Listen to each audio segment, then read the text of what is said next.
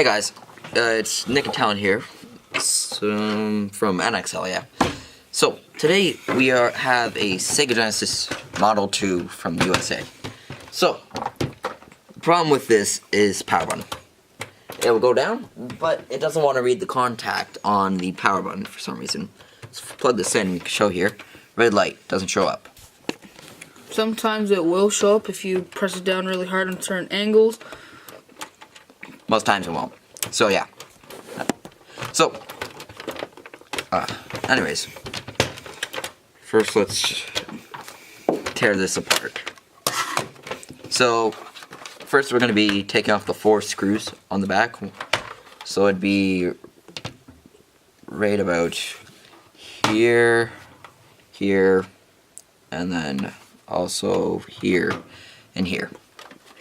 So, got a screwdriver here for that, and we're gonna take it out.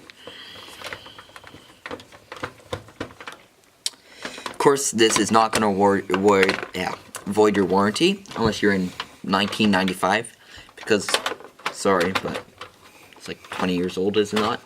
Yeah.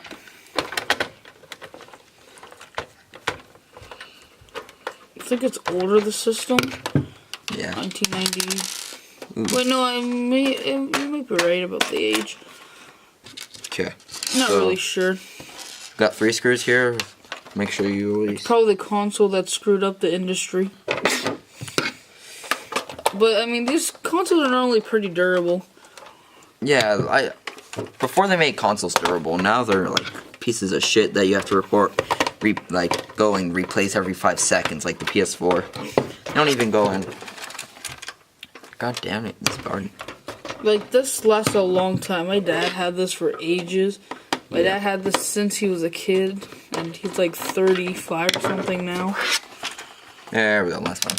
So now, set it up right and take off the top cover. So, I'll just set this aside now. And now, there's 2 screws right here. So you also want to undo these. Before... Oh, no. First we have a screw here. Alright. So screw here. Screw right here. Screw here. Screw right there. 2 screws right here. 1 screw right there. And yeah. So these are 9 screws in total. So we're just going to be taking these out as well. So we can take off the metal piece and get to the motherboard. Ooh.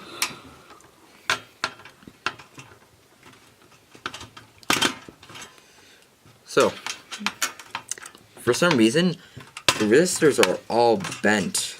I don't know why. Like if it was bent, so I could fit with the metal piece coming over it, or what? Probably bent in the factory or something. Yeah. It's probably their way of detecting if you opened up the system. Yeah, because you might be tempted to turn it back. Or you might be tempted, like, oh wait, maybe this bent. So, the Master System was the first console, and then Sega Genesis was its predecessor, right? I think so. Yeah. It's pretty cool is you could play Master System games on the Genesis, which I thought is pretty cool. But yeah. Nowadays, you don't even see backwards compatibility. yeah, you either buy it again or it doesn't matter. Oh, 1 more screw. Just like the PS4, you have to buy a digital version of the PS3 game. Yeah. Whereas the PS3 could play PS2 and PS1 games. Okay. So now we set this off to the side here. The screws are just going everywhere. Yeah, but hey, we still have it. So, now we have the motherboard here. And so the switch is right here. So let's go and plug it in and see if it would work now.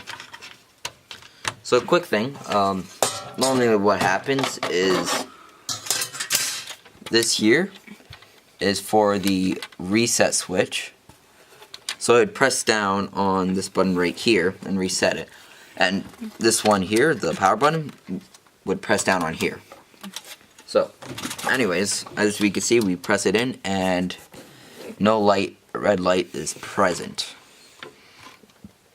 As we keep on here, and no light. Nick, what? Stop. So, there's obviously something wrong with the button internally.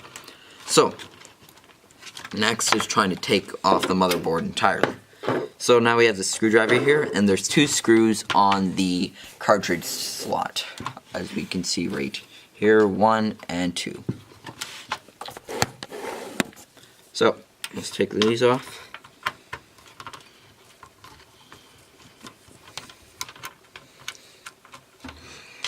And I just realized it says MD2 where? right here. Oh no, they stole PC gaming. MD2, probably Mega Drive. Yeah, Mega Drive 2 is probably what it would stand for. So now that you got that, you can just completely take it off, just with a little bit of fidgeting. Just make sure. Yeah. Oh. Thing always gets jammed on this part here. So now we got it out. So we'll set this aside again. And check it out. So as you can see, the button solders are right here.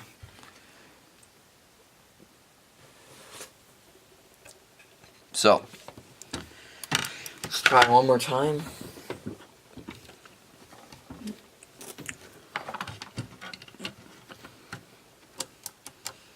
Okay, so the switch is entirely broken. So what we're gonna have to do now is try and test if we're getting a current. So Nick, could you grab the meter over there?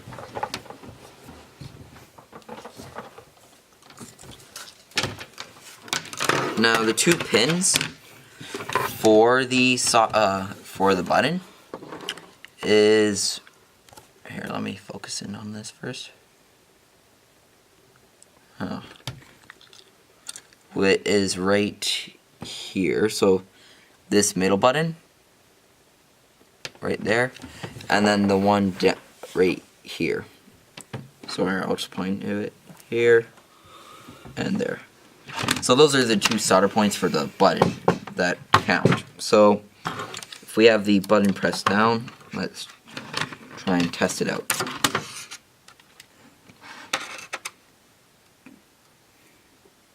So as you can see right here, we are getting no current or anything from it. So that obviously means the switch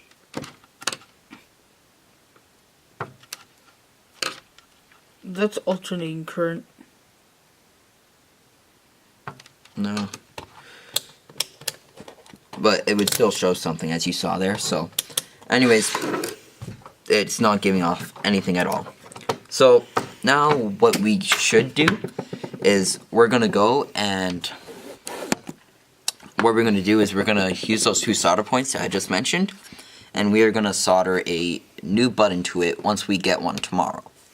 So we're gonna have to find some way to like rip this off, but since there's no replacement buttons available that we can find, we're gonna have to add in another button and DIY this.